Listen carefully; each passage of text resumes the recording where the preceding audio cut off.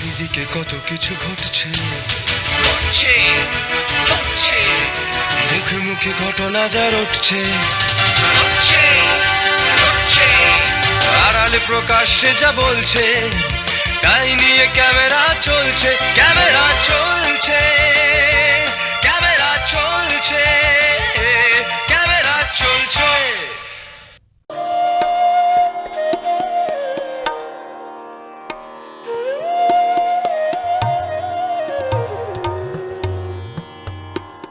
Digital পর্দার ভিড়ে কাগজের স্পর্শ আজও আলাদা। তাই তো বছরের এই কটা দিনে কলকাতা ফিরে আসে বইয়ের কাছে, আর বই ফিরে আসে মানুষের হাতে।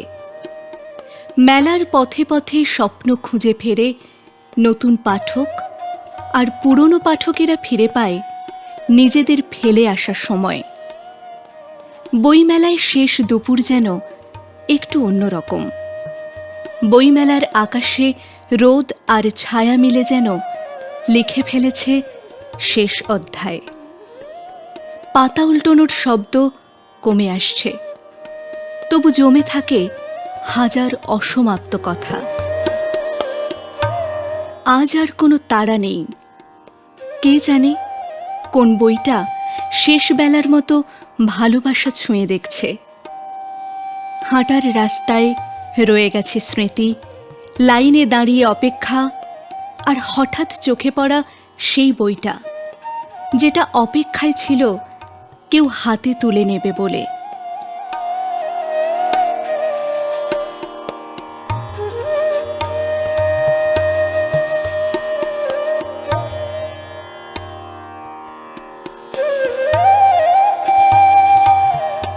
নতুন বইয়ের জন্ম মুহূর্তে বইমেলা যেন একটা অনুভব, একটা ভালো থাকার ঠিকানা।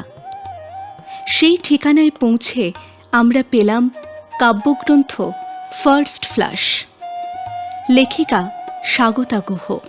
আমার এটা দ্বিতীয় কাব্যগ্রন্থ ফার্স্ট ফ্লাশ। বাধ্য হয়ে লিখতে বসা, আর পুরোটাই পেনের দোষ, যৎসামান্য সঞ্চয় আর বেহিসেবি স্নায়ুকোষ। একটা আকাশ সেভিংস আছে, ওতেই আজ বেজায় ধ্বনি। চলতি মেঘের ডাক শুনে বৃষ্টি ভেজার দিনগুনি। পায়ে পায়ে ভিড় ঠেলে এগিয়ে চলি নতুন গন্তব্যে। দেখব নতুন আর কি বই প্রকাশ হলো। পেয়ে গেলাম শঙ্কর চট্টোপাধ্যায়ের নতুন বই, বীর সন্ন্যাসীর বিপ্লবী ভাই ভূপেন্দ্রনাথ দত্ত। ইনি হলেন স্বামীজির ছোট ভাই। ভূপেন্দ্রনাথ দত্ত ছিলেন একজন স্বাধীনতা সংগ্রামী এবং সবচেয়ে বড় কথা ভারতবর্ষে বামপন্থী আন্দোলনের প্রবক্তা।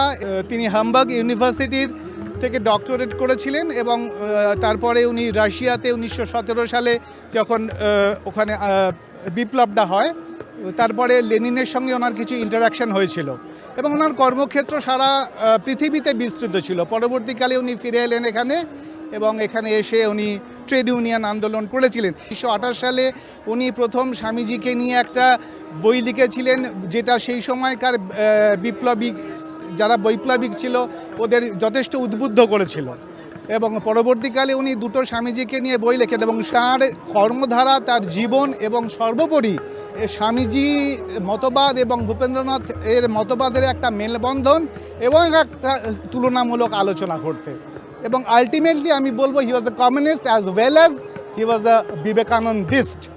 নবীন প্রজন্ম স্বপ্ন দেখে, গান গায়, কবিতা লেখে। তার প্রিয় গানগুলোর সঙ্গে কবিতাকে মিলিয়েছেন সাগ্নিক ভট্টাচার্য। এটা আমার দ্বিতীয় কবিতার বই, এবছর প্রকাশিত হয়েছে এক পশলা গান। এটা কবিতার বই ঠিকই, তবে এটা মূলত লেখা হয়েছে গান শোনার অভিজ্ঞতা নিয়ে। আমার নিজের প্রিয় কিছু গান, ইংরেজি গান, মূলত পুরনো গান, সেই অভিজ্ঞতাগুলোকে আমি কবিতায় ধরার চেষ্টা করেছি। একটা কবিতা আমি এখান থেকে পড়ে শোনাই। এটা নাম হচ্ছে চলে যাওয়ার গান। তুমি বলেছিলে যেতে পারো, যে কোনো দিকেই তুমি চলে যেতে পারো, তাই আমি আজ পাহাড় পর্বত পেরিয়ে, খাল বিল নদী নালা পার হয়ে অন্য কোনো দেশ, কাল, ঠিকানা অবাধ্য হইনি আমি এবার। এটি ফ্লিটউড ম্যাক বলে একটি ব্যান্ডের গান থেকে লেখা।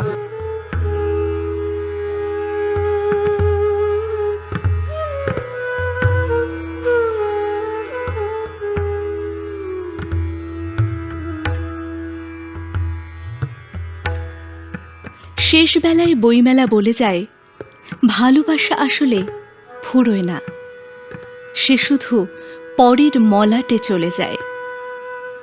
মানুষের মাথায় ভরে গেছে বইমেলা, ঢেউয়ের মতো নড়ে ওঠে হাজারটা গল্প।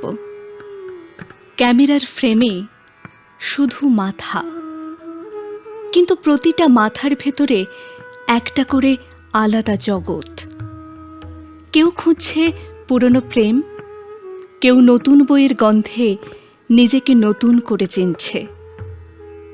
অচেনা মুখের নীরবতা, চোখের কোণে জমে থাকা পড়তে না পারার সময়। ভালোবাসার বইমেলায় এসে তারা আমাদের জানালেন, একটা আঁকার বই কিনেছে, আর একটা ভূতের বই কিনবো, আর এমনি গল্পের বই পছন্দ। রাজা রামমোহন রয় আর ঈশ্বরচন্দ্র বিদ্যাসাগর, একটা 3 লিটল পিগি আর ময়ূরসুদ। মানে হচ্ছে যে একটা বইয়েই পুরো স্টোরি নয়, মানে একটা বইয়ে একটা করে স্টোরি। হ্যাঁ, ড্রয়িং বইটা আমি সবসময় করি বাড়িতে। এখনো অবধি অনেক বই কেনা হয়েছে। মানে আমার অ্যাকচুয়ালি নিজস্ব লাইব্রেরি আছে, সেখানে 14 থেকে 15,000 বই আমি সংগ্রহ করেছি। মানে আমার বাবার কালেকশন অ্যাকচুয়ালি 100-র ওপর গোয়েন্দা আছে। 2010 অবধি লেখা সবারই গোয়েন্দা গল্প মোটামুটি কালেক্ট করেছি, কিন্তু পড়াশোনার চক্করে হালে যে গোয়েন্দাগুলো লেখা হয়েছে বা ধরুন লাস্ট 10 বছরে যারা লিখেছেন তাদেরটা কোনোদিনই কেনা হয়নি। গোয়েন্দা গল্প আমি আর ও মিলে নোট করে এখন কিনছি, যত স্টল আছে, মানে ফার্স্ট টু লাস্ট। ক্রেজটা কমেনি, কেন আমার মেয়ে টোটালি বাইরে থেকে বড় হয়েছে, ওর বাংলা বইয়ের প্রতি একটা যে ক্রেজ, এটা আমি খুব প্রাউড ফিল করছি। এবং বুক ফেয়ারটা আমার কাছে ডেফিনেটলি নস্টালজিক, এবং প্রতিটি বছর আমরা ওয়েট করি যে বুক ফেয়ারটা যেন থাকে।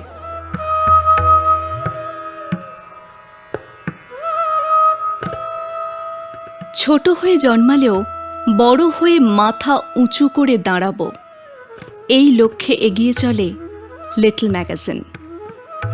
অনেকটা লড়াই, অনেক কিছু না পাওয়ার মাঝে, কখনো সাফল্যের দোরগোড়ায়, কখনো বা অধরা থেকে যায় সাফল্যের চাবিকাঠি।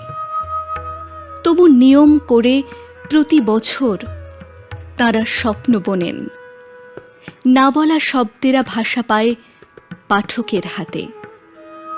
তাঁদের কিছু কথা পৌঁছে দিলাম আপনাদের কাছে। বিজ্ঞান অনার্স শাখার সম্পাদক। 2003 থেকে পত্রিকাটা চালু করেছি। এই 25-26-এ আমরা 3খানা পত্রিকা বের করেছি, মানে যেগুলো স্পেশাল সংখ্যা। তার মধ্যে রয়েছে নদী, জল এবং মহাকাশ। আমাদের বিশেষত পরিবেশের উপরে লেখা হয়। এই যে দেখুন, এই যে পানীয় জল আছে, দূষণ ও মনোজগৎ। আমাদের এই বইটা হয়েছে নদীর উপরে, পশ্চিমবঙ্গে যত নদী আছে তার উপরে লেখা। 85 সালের 1 মে আমাদের প্রথম সংখ্যা বেরিয়েছিল কালোধ্বনির। 4টে সংখ্যা বের হওয়ার কথা ছিল, 2টো সংখ্যা, কখনো 3টে সংখ্যা, এর বেশি বার করতে পারিনি। কিন্তু আমরা 2টো জিনিস মেনটেন করেছি।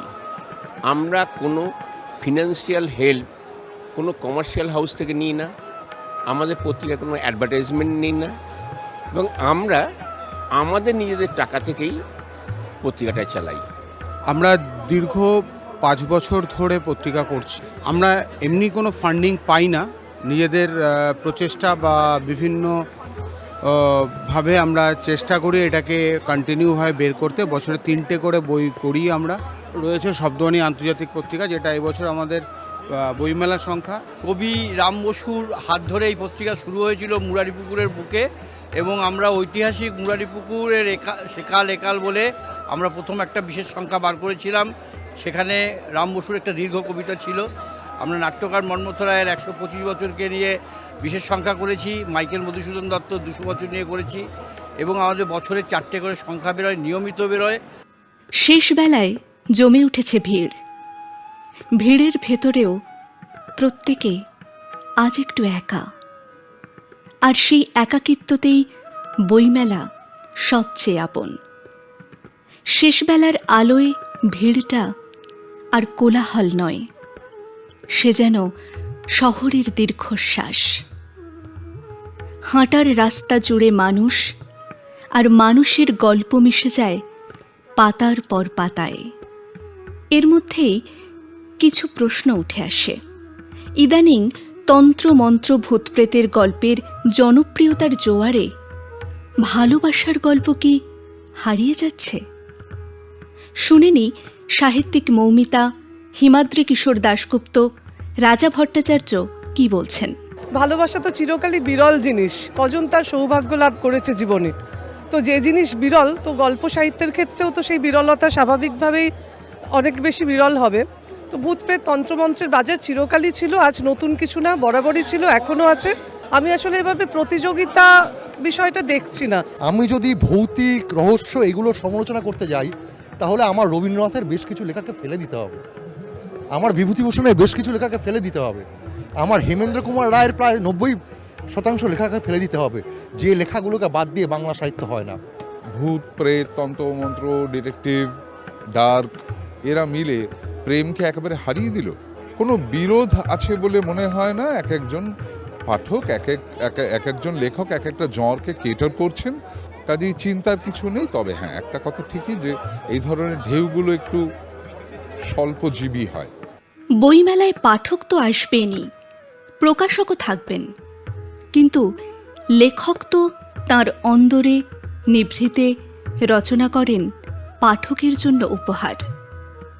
তাঁর উপস্থিতি কি বইমেলায় আলাদা কোনো মাত্রা দেয়? হয়তো কোথাও কোথাও বইয়ের চাইতে লেখক বেশি জরুরি হয়ে উঠেছে। লেখককে দেখতে, লেখকের শৈলীতে, লেখকের সান্নিধ্য পেতে আগের তুলনায় আমরা অনেক উদ্গ্রীব হয়ে উঠেছি। এখন সোশ্যাল মিডিয়ার যুগ, সেটাকে যারা ব্যবহার করছেন তারা অনেক বেশি পাঠকের সঙ্গে সরাসরি ইন্টারঅ্যাক্ট করেন। এটা তো একটা পয়েন্ট বটেই। ফলে হ্যাঁ, পাঠকের ঢলটা ওদিকে অনেক বেশি নেমেছে। যে পাঠকরা সারা বছর আমাদের লেখা পড়েন, তাদের সঙ্গে সাক্ষাতের সৌভাগ্য, প্রকাশক যারা আমাদের সারা বছর বই ছাপান, তাদের সঙ্গে একটা সৌজন্যমূলক সাক্ষাৎ, এবং বন্ধুবান্ধব যারা সহ লেখক, তাদের সঙ্গে আমাদের যে গল্প আড্ডা হইচই সব মিলিয়ে এটা একটা মিলন মেলা। অনেক সময় লেখকের লেখা সম্বন্ধে, কোনো নির্দিষ্ট লেখা সম্বন্ধে, কোনো নির্দিষ্ট চরিত্র সম্বন্ধে বা কোনো নির্দিষ্ট বিষয় সম্বন্ধে পাঠকের মনে অনেক প্রশ্ন থাকে। তাদের যদি কোনো চরিত্র নিয়ে যদি কোনো প্রশ্ন থাকে, বা কোনো ঘটনা, কোনো লেখা নিয়ে প্রশ্ন, বা লেখক আগামী দিনে কী ভাবছেন, আগামী দিনে কী বলবার চেষ্টা করছেন পাঠকদের উদ্দেশ্যে, সেগুলো তারা না বলতে পারেন। এটা হচ্ছে বইমেলার সবচেয়ে বড় পাওনা। বই মানে কাগজে বাঁধার সময়। বই কখনো প্রশ্ন করে না, তবু উত্তর দিয়ে যায় আমাদের অজান্তেই। বইয়ের ভিতরে ঢুকলে নিজেকে খুঁজে পাওয়া যায় অন্য কারোর গল্পে। একটা বই শেষ মানে একটা গল্প শেষ নয়, বরং আরও ভাবনার শুরু। উপরে আকাশ, নিচে মানুষ, আর মাঝখানে বইমেলা। শেষ বেলায় দাঁড়িয়ে বুঝিয়ে দেয় গল্প কখনো ফুরোয় না, শুধু পাঠক বদলে যায়। কলকাতা বইমেলা আজও ভিড়ের সঙ্গে পা মেলালেও রয়ে যাবে শুধু স্মৃতির ঠিকানা।